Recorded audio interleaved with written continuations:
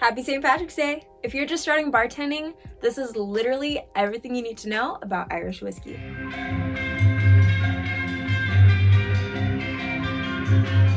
First things first, we're gonna start with a super brief history lesson.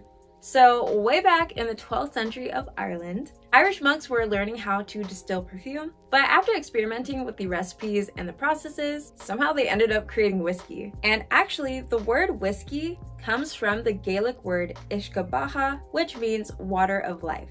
Irish whiskey is actually one of the earliest recorded distilled liquors in Europe, and it's the oldest style of whiskey that we know of. So fast forward to the 16th century, Irish whiskey was super popular in Ireland. So popular that the king actually wanted a cut of the money for himself too, so he started giving licenses out to people so they can start distilling legally. The first person to get a license was the creator of Bishmills, and there were many people to follow behind. However, there are a lot of people still distilling illegally without a license. Now, fast forward to the 18th century, Irish whiskey became the most popular spirit in the world with over 1,000 distilleries. And it kept on getting more and more popular and more in demand. Some people started diluting their whiskey with water so that they could make a little bit extra money. And then the government stepped in and created new laws to basically tell them that they can't do that, as well as to make sure that all Irish whiskey was being made with good ingredients.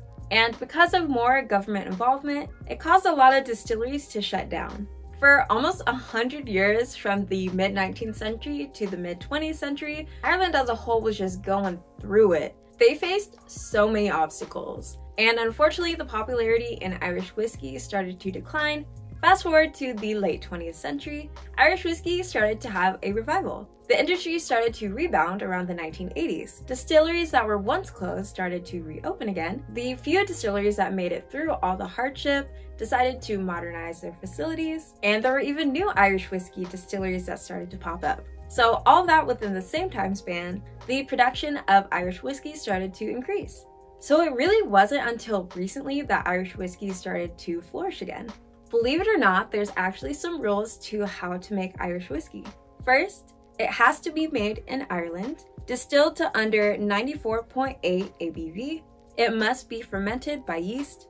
It must be comprised of a mash of cereal grains. It must rest in barrels for 3 years before bottling, and the barrels have a maximum capacity of 700 liters. And most brands of Irish whiskey do a triple distillation, but that's not technically a requirement. How is Irish whiskey made? First, they take water and barley, malted or unmalted, and place them in a mash tun, which basically chops up the mixture into a porridge-like consistency. Then they separate the solids from the liquids. Since barley has some natural sweetness, they take the sweet liquid, called wort, and put it into a fermentation tank with yeast for about 60 hours. Then the fermented beverage gets taken to copper pot stills to be distilled several times. Once done distilling, the whiskey is placed into barrels and rests for 3 years. What are the types of Irish whiskey?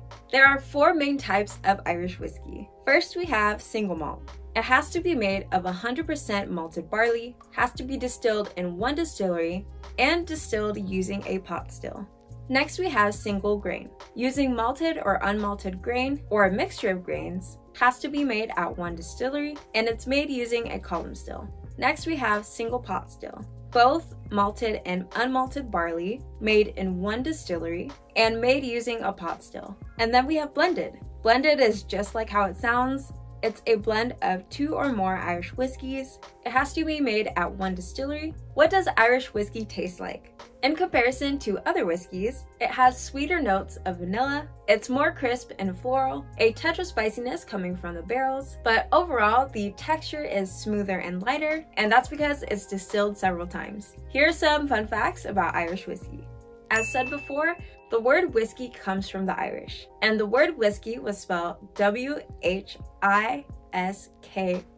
When Scotch whiskey started to take off, the Irish wanted to differentiate their product from Scotland's product. So they added an E to the word whiskey, and that's the main reason why you see different whiskey bottles with an EY spelling versus a Y spelling. It's all because of the Irish. In 1832, an Irish inventor named Aeneas Coffey invented the coffee still, which also goes by the names of column still and a continuous still, which would ultimately produce whiskey at a faster pace. He showed this invention to the rest of the Irish, but the Irish resisted it because they wanted to stick with their traditional way of making Irish whiskey. So then coffee ended up introducing it to the Scottish, and they fully embraced the idea and decided to use it to help them make Scotch. Jameson is one of the fastest growing Irish whiskeys, and it's one of the top 5 international whiskey brands in the entire world.